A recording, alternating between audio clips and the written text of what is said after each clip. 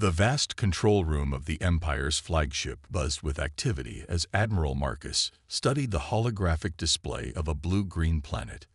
His gold-trimmed uniform reflected the soft glow of countless screens and monitors surrounding him. The Discovery team had just brought him their initial findings about this previously overlooked world in Sector 7. "This is unexpected," he muttered, zooming in on the planet's northern hemisphere. "How did we miss this one for so long?" Lieutenant James, the head of planetary assessment, stepped forward with his report. "Sir, the planet's technological signatures were masked by unusual atmospheric conditions. It wasn't until we upgraded our long-range scanners that we detected them."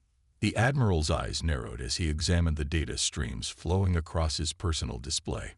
The planet, designated as Earth by its inhabitants, showed signs of early space exploration. Their primitive satellites cluttered the lower orbit, and basic radio signals leaked into space. A small space station orbited the planet, barely worthy of notice by Empire standards. "Population assessment?" the Admiral asked, not looking up from his screen. "Approximately 8 billion inhabitants, sir.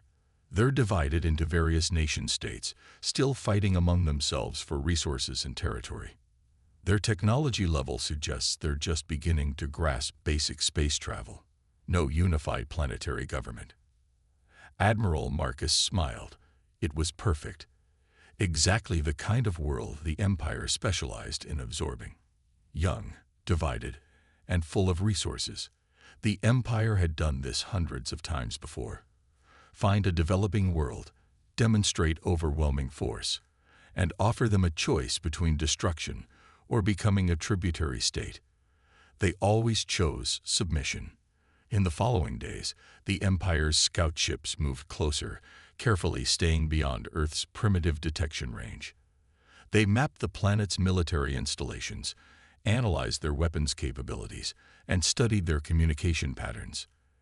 Everything pointed to a civilization that had barely reached the atomic age, let alone achieved any significant space combat capability.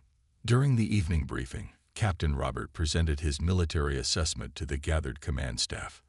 The large conference room aboard the flagship fell silent as he spoke. Their most advanced weapons are chemical-propelled projectiles and crude nuclear devices. Their space presence is minimal, a few hundred satellites, mostly for communication and observation. They have no meaningful defensive capabilities beyond their atmosphere. Admiral Marcus leaned back in his chair, a satisfied expression on his face.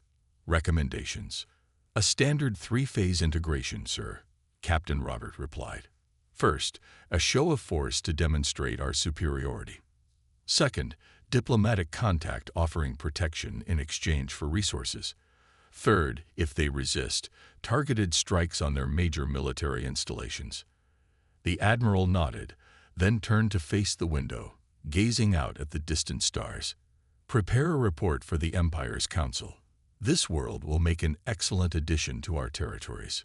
In the Empire's central capital, light years away, the Council received the report with great interest. Earth's location made it strategically valuable, and its abundant resources would fuel the Empire's ongoing expansion. The Council's decision was unanimous. Earth would become their newest conquest. Back on the flagship, preparations began.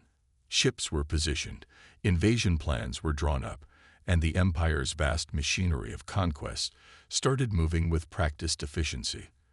They had done this countless times before, and they saw no reason why this time would be any different. Little did they know that deep beneath Earth's surface, in hardened bunkers and secret facilities, humanity's Unified Defense Command was tracking every move the Empire made.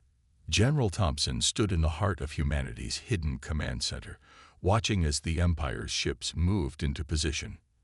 "They've taken the bait," he said to his assembled staff.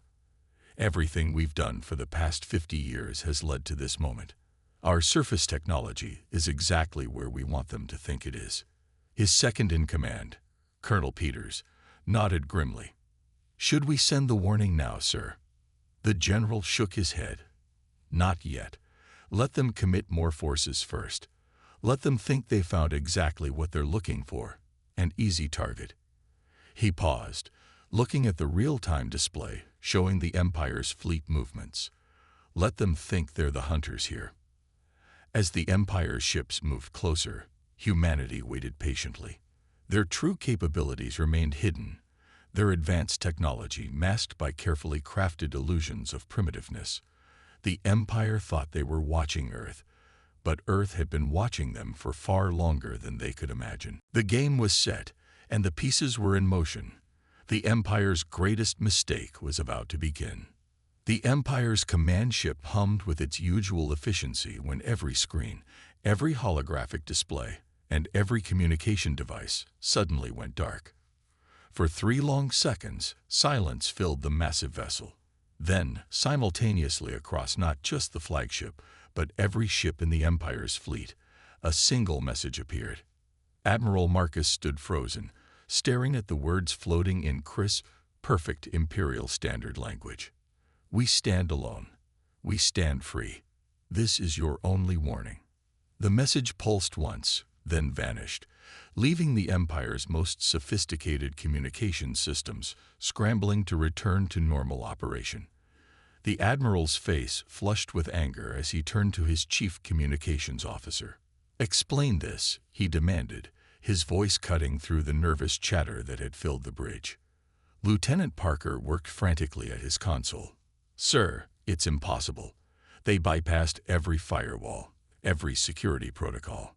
The message appeared simultaneously across all frequencies and systems. We've never seen anything like this." The Admiral's expression darkened. "Are you telling me these primitives hacked our entire fleet's communications network?" Before anyone could respond, Captain Robert rushed onto the bridge, his usual composure shaken. "Sir, we're receiving reports from the capital." The same message appeared there, and on every Empire world and outpost. Simultaneously, in the Empire's council chambers, the situation was no less chaotic. The council members argued amongst themselves, their confidence shaken for the first time in centuries. How could a supposedly primitive world penetrate their most secure networks with such ease? Back on Earth, deep in the hidden command center, General Thompson watched the Empire's reaction through their quantum surveillance network. The massive underground facility buzzed with controlled activity as technicians monitored the aftermath of their warning. "Message delivered," Colonel Peters reported, a slight smile playing at the corners of his mouth. "Their entire command structure is in disarray. They're trying to figure out how we did it."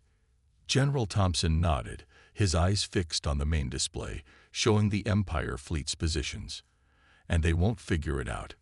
Not until it's too late." He turned to face the gathered staff. "They're about to make their next move. They'll try to save face, to prove their superiority. It's what they always do." He was right. Aboard the Empire flagship, Admiral Marcus had regained his composure and was issuing orders with renewed determination. "This childish display changes nothing," he announced to his command staff. "If anything, it proves these humans need our guidance even more than we thought. Prepare the diplomatic fleet.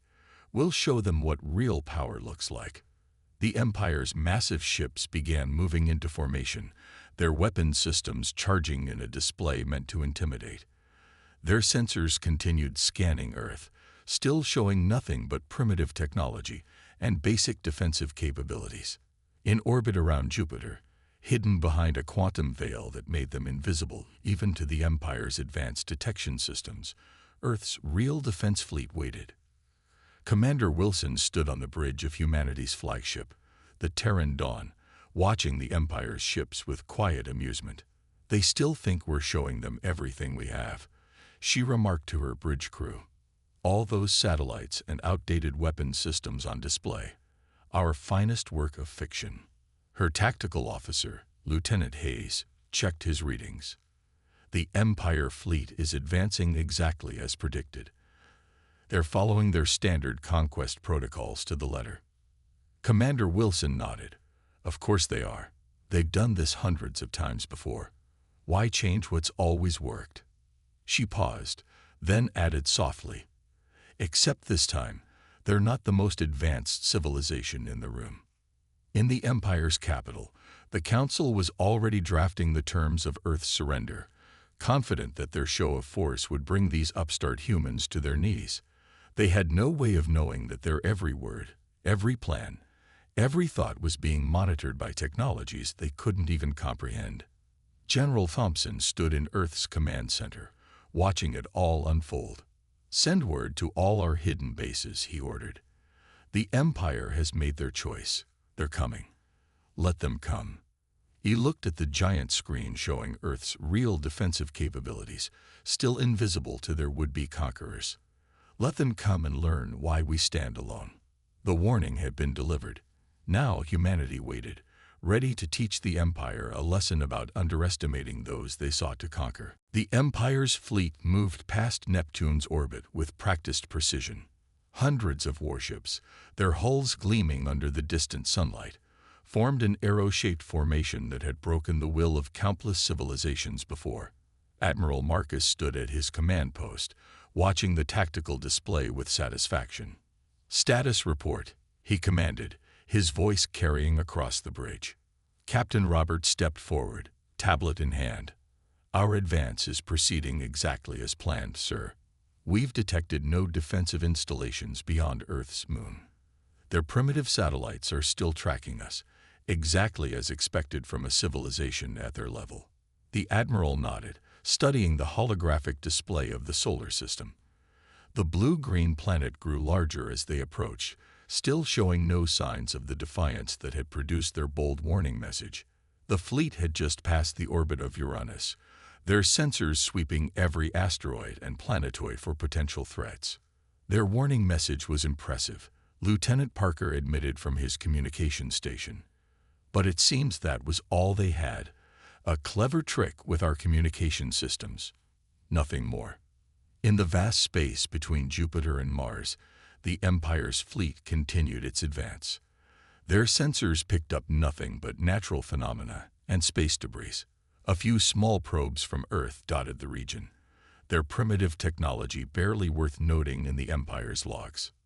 "Sir," called out the sensor officer, "we're picking up some unusual energy readings from Mars." Admiral Marcus turned his attention to the red planet. "Explain." "It's probably nothing, sir.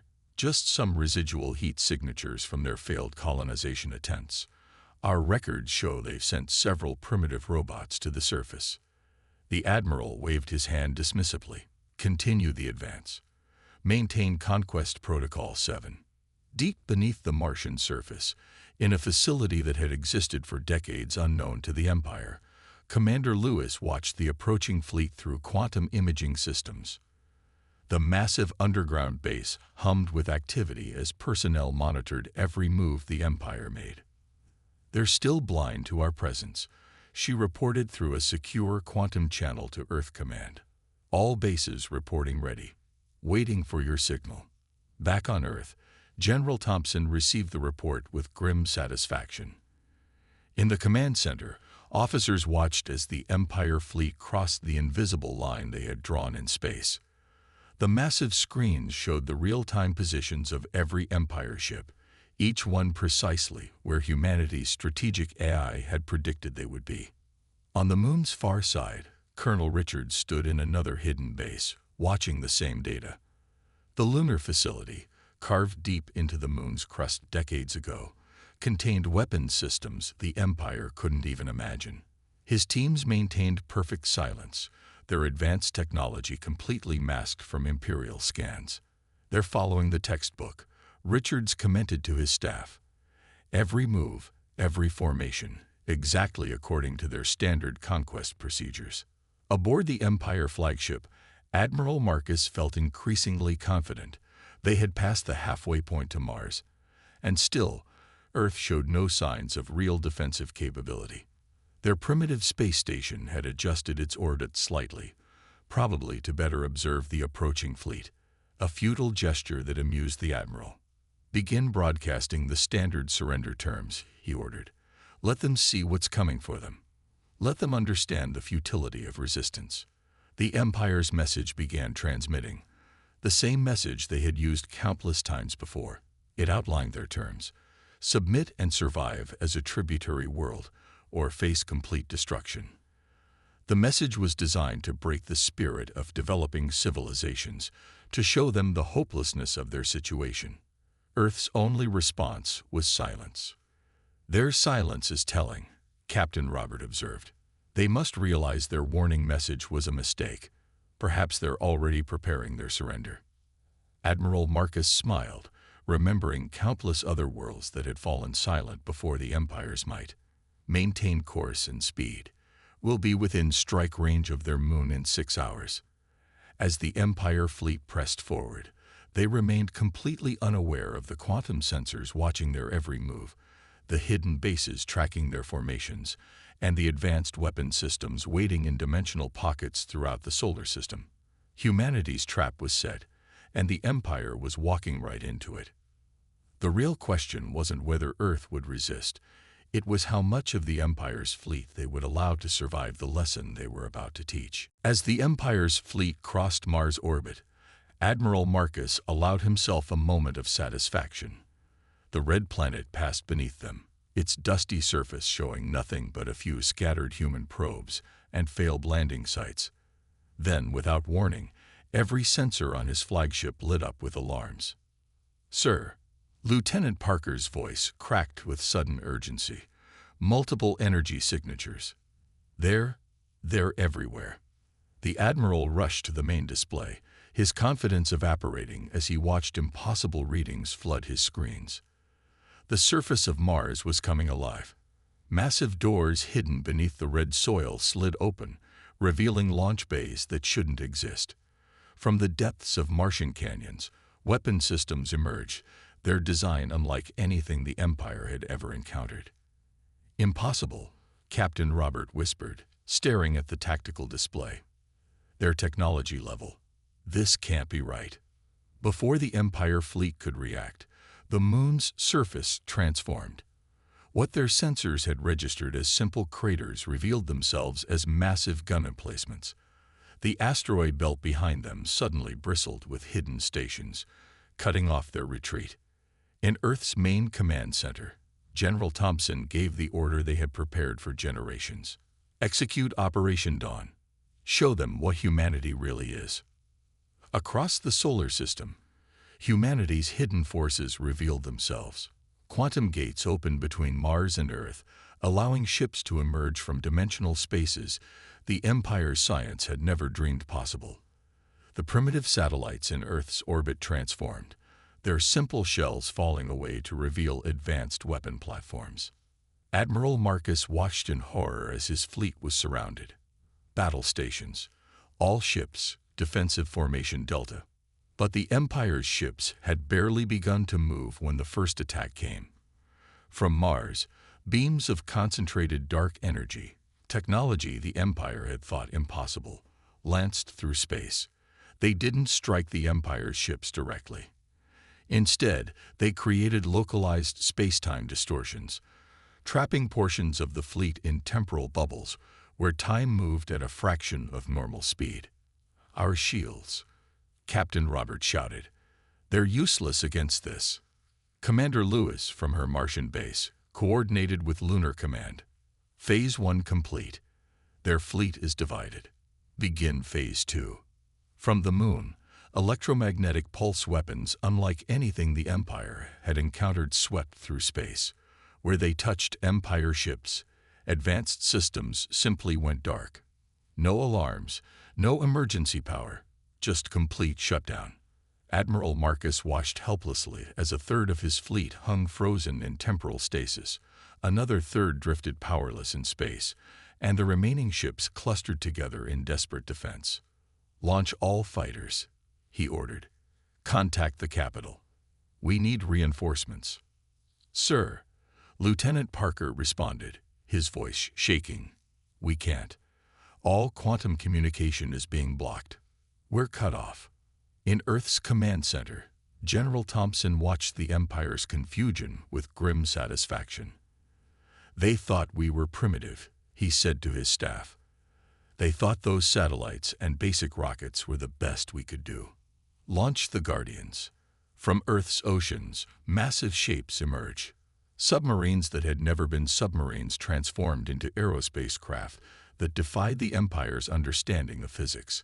They rose through the atmosphere, their hulls shimmering with adaptive camouflage that made them nearly invisible. Colonel Peters monitored the battle from Lunar Command. Their remaining ships are attempting to regroup. Should we proceed with full containment? Affirmative, General Thompson replied. Show them the net. Throughout the solar system, hidden quantum beacons activated. Energy fields sprang up between them, creating a vast web that trapped the Empire fleet in a sphere of humanity's choosing. Their most powerful ships, their most advanced weapons, all rendered useless by technology they couldn't comprehend. Admiral Marcus slumped in his command chair, watching as humanity's real military might revealed itself. The primitive world they had come to conquer had turned out to be anything but primitive. Their carefully planned invasion had become a demonstration of their own technological inferiority. "Sir," Captain Robert reported, his voice hollow, "we're receiving a transmission from Earth." On every screen in the Empire fleet, a message appeared. You were warned. Now learn why we stand alone. The Empire's mighty conquest fleet, terror of 1,000 worlds, hung helpless in space as humanity prepared to deliver its lesson in humility. The real war hadn't even begun, and it was already over. In the stunned silence of the Empire's flagship bridge, Admiral Marcus watched as Earth unveiled its true technological might. The primitive facade crumbled away like autumn leaves in a storm, revealing a technological giant that had been hiding in plain sight. Receiving transmission from Earth Command, Lieutenant Parker announced, his voice barely steady. They're requesting to show us something. Before the Admiral could respond, the space around Earth shimmered. What had appeared to be normal atmosphere transformed as massive energy shields deactivated their camouflage. The planet was encased in layers of defensive systems that made the Empire's best technology look primitive by comparison. "Sir," Captain Robert reported, checking his readings repeatedly. "Their defensive grid. It's powered by controlled quantum singularities. We thought that technology was theoretical." The reveal continued. Earth's moon shifted, parts of its surface becoming transparent, showing vast cities and manufacturing complexes hidden beneath the regolith. What the Empire had dismissed as simple craters were actually the caps of massive underground civilizations. General Thompson stood in Earth's true command center, a vast complex floating in a pocket dimension just outside normal spacetime. "Show them everything," he ordered. "No more illusions." Across the solar system, humanity's hidden empire emerged. Bases on Venus previously masked by the planet's harsh atmosphere revealed themselves. Mercury's dark side lit up with vast solar energy collectors. The asteroid belt transformed as hidden stations and shipyards dropped their quantum camouflage. "Impossible," Admiral Marcus whispered. How long have they been watching us?" The answer came in the form of a data burst to the Empire fleet. Detailed files showing centuries of Empire activities, tracked and documented by human observers they had never detected. Every conquest, every diplomatic mission, every trade route, all had been studied and analyzed. In the Martian Command Center, Commander Lewis activated the next phase. "Releasing the historical archives now," she reported to Earth Command, letting them see just how long we've been preparing. The Empire's command staff watched in growing horror as the data streamed across their screens. Humans had walked among them for decades, hidden by technology that could fool even the Empire's most advanced scanners. Their primitive society had been an elaborate deception, crafted over generations. "Sir," Lieutenant Parker called out, "they're powering up something near Jupiter. It's massive." A structure larger than Earth's moon emerged from its hiding place in Jupiter's atmosphere. A construction that dwarfed anything the Empire had ever built, its purpose still unclear but its message unmistakable. Humanity's capabilities far exceeded the Empire's expectations. General Thompson opened a direct channel to the Empire flagship. "Admiral Marcus," he said calmly, "what you're seeing is approximately 5% of our total military capability. Would you like to see more?" In the lunar bases, Colonel Richards watched as the Empire fleet's sensors tried desperately to catalog and understand the technology surrounding them. "They're attempting to analyze our quantum phase shields," he reported. "Should we let them?" "No," General Thompson replied. "They're not ready for that level of science. Some mysteries should remain mysteries." On the Empire flagship, Admiral Marcus struggled to process what he was seeing. The supposedly primitive Earth had revealed itself to be a technological powerhouse that had chosen to remain hidden. Their entire mission of conquest had been based on a fundamental misunderstanding of what humanity truly was. "Sir," Captain Roberts said quietly, "what are our orders?" Before the Admiral could respond, another demonstration began.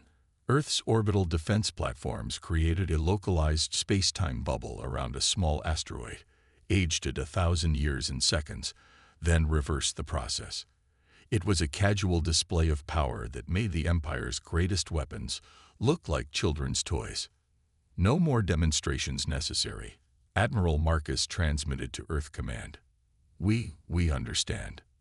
General Thompson smiled slightly. "No, Admiral, I don't think you do. Not yet.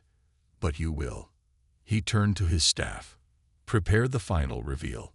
Let's show them why we chose to remain hidden, and what we've been protecting them from all these years."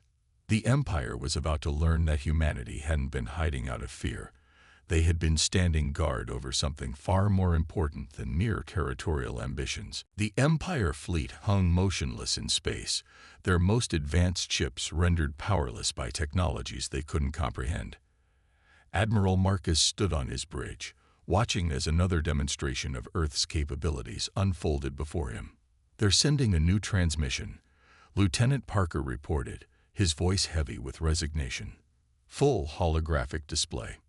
The bridge darkened as a figure materialized in the center of the command deck.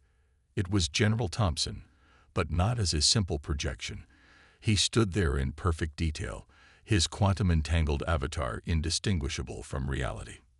"Admiral," Thompson said, his voice carrying naturally through the air, "it's time we had a proper conversation about the nature of this galaxy and humanity's role in it." With a gesture, the general created a three-dimensional map of the galaxy around them.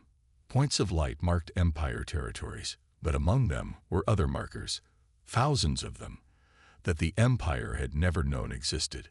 "For centuries," Thompson continued, "we've maintained a network of quantum observation posts throughout the galaxy. We've watched civilizations rise and fall. We've monitored threats you never knew existed." Captain Roberts stepped forward, his scientific curiosity overcoming his fear. "These readings, some of these markers are in dimensions we didn't know were possible." "Exactly," Thompson nodded. "Your Empire explored space in 3 dimensions, occasionally dabbling in the 4th. We operate in 11 minimum." The holographic display shifted, showing massive structures hidden in fold space throughout the galaxy. Earth's hidden outposts and installations dwarfed the Empire's greatest achievements. The Admiral watched as humanity's true scope of influence became clear. "But why?"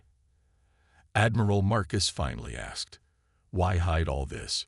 Why maintain the illusion of being primitive?" Thompson's expression grew serious. "Because, Admiral, there are things in this galaxy far more dangerous than your Empire. Things we've been keeping at bay while you played at conquest." The display changed again, showing battles that had taken place in dimensions the Empire couldn't perceive. Humanity's forces engaging threats that defied description, protecting countless worlds, including Empire worlds, from dangers they never knew existed. "Sir," Lieutenant Parker interrupted, "we're detecting massive energy signatures from Earth's lunar bases. They're moving something through dimensions we can't even scan." Before their eyes, a massive installation phased into normal space. It was a containment facility, holding entities and energies that made the Empire's most powerful weapons look like toys. "These are just a few of the threats we manage," Thompson explained. "Your Empire's expansion has been pushing into areas we've quarantined for good reason. Your conquest of Earth wouldn't just have been impossible. It would have been catastrophically dangerous for the entire galaxy. Admiral Marcus sank into his command chair, the weight of understanding crushing his previous certainty. All this time, we thought we were the most advanced civilization in the galaxy. A necessary illusion, Thompson replied. Your empire served a purpose. You brought order to the lower dimensions, while we maintained the barriers that keep reality itself stable. In Earth's true command center, Colonel Peters monitored the Empire fleet's reactions. They're finally beginning to understand, sir. Their sensor logs show they're documenting everything. The Admiral watched as more of humanity's hidden infrastructure revealed itself. Space stations that could move between dimensions at will. Weapons that could rewrite the laws of physics in localized areas. Defense systems that operated outside the normal flow of time. What happens now? Marcus asked, knowing his fleet's fate rested entirely in humanity's hands. General Thompson's hologram walked to the bridge's viewport, looking out at Earth. Now, Admiral, you have a choice. The Empire can continue to exist, but under new parameters. We'll share some of our technology, gradually, safely, and guide you toward a better understanding of what's really out there. The alternative hung unspoken in the air. The Empire had seen enough to know they couldn't hope to fight. Sir, Captain Roberts said quietly to the Admiral, I believe we should accept their offer. Admiral Marcus nodded slowly. The Empire's reckoning had come, not in the form of defeat in battle, but in the humbling revelation that they had never been the power they thought they were. Earth hadn't been hiding in fear. They had been protecting the galaxy, including the Empire itself, from horrors beyond comprehension. We accept, Marcus said simply, knowing the Empire would never be the same after this day. 3 months after the failed invasion of Earth, the Empire's council chamber looked markedly different. Where once only Empire officials sat, now human representatives joined them, their presence a constant reminder of how much had changed. Admiral Marcus, now serving as the Empire's liaison to Earth, stood before the combined assembly. The chambers had been upgraded with quantum technology, allowing members to attend from across multiple dimensions simultaneously. The integration proceeds as planned, he reported. Earth's representatives have begun sharing their basic dimensional physics with our scientific teams. The results are remarkable. General Thompson, present both physically and through quantum projections, nodded in agreement. Your scientists are adapting well to the new concepts. We're particularly impressed with their grasp of seventh-dimensional mathematics. In orbit around the Empire's capital world, massive reconstruction projects were underway. Human engineering teams worked alongside Empire crews, upgrading their defensive systems to handle threats they never knew existed. The sight of Earth's ships, seamlessly shifting between dimensions, had become almost normal. The containment breach in Sector 12 has been fully sealed, Colonel Peters reported to the Assembly. The Empire's fleet performed admirably in their first joint operation with our dimensional defense forces. The council members shifted uncomfortably at the mention of what they'd seen in that breach, their first real glimpse of what humanity had been fighting all these years. The entities that lurked between dimensions made their previous concerns seem childish in comparison. Back on Earth, in the primary command center, Commander Lewis monitored the galaxy-wide transition. Another Empire world has completed its basic quantum shield upgrade. That makes 17 so far. The installation of protective technology across Empire space had become humanity's priority. Each world needed defenses against the dimensional horrors that humanity had been quietly fighting for centuries. The Empire's people are adapting well to the truth, General Thompson observed to his staff. Better than we expected. The changes weren't just technological. The Empire's entire philosophy of expansion and conquest had been replaced by a new understanding of their role in the galaxy. They were learning to be guardians rather than conquerors. In the Empire's military academies, human instructors taught new cadets about the real threats that existed beyond normal spacetime. The Empire's mighty warships were being retrofitted with quantum drives and dimensional sensors, transforming them from weapons of conquest into tools of protection. The first Joint Patrol Fleet reports success. Lieutenant Hayes announced in the Earth Command Center. They've successfully mapped the dimensional anomalies in the Orient sector. Admiral Marcus watched as the combined fleet's data streamed in. Empire ships now worked alongside Earth vessels, learning to navigate the complex layers of reality that humanity had mastered long ago. The sight of their ships moving through multiple dimensions still amazed him. "We've detected no resistance to the changes," reported Captain Robert, now heading the Empire's Adaptation Committee. "Our people seem to understand the necessity of this new arrangement." The Empire's citizens had indeed accepted the new reality with surprising grace. The revelation that Earth had been protecting them all along, that humanity's primitive status had been an elaborate deception to maintain their guard duty, had led to respect rather than resentment. In the council chamber, the final protocols of the new alliance were being formalized. The Empire would maintain its internal governance, but Earth would oversee all matters relating to dimensional security and advanced technology integration. The transition enters its final phase, General Thompson announced to the Assembly. From this day forward, the Empire and Earth stand together as guardians of this galaxy. Admiral Marcus looked out at the combined council, seeing former enemies now working as allies. The Empire's dream of conquest had been replaced by something far more important, a role in protecting reality itself from horrors beyond imagination. As the session concluded, Earth and Empire representatives moved together through the quantum-enhanced chambers, discussing future plans and joint operations. The galaxy was entering a new age, one where the Empire's strength would serve a greater purpose than mere expansion. "We stand together now," General Thompson said to Admiral Marcus as they left the chamber. "Not as conquerors or conquered, but as partners in keeping the darkness at bay." The Admiral nodded, finally understanding the true meaning of power. The Empire had learned its lesson, and in doing so, had found its true purpose in the vast, complex tapestry of reality.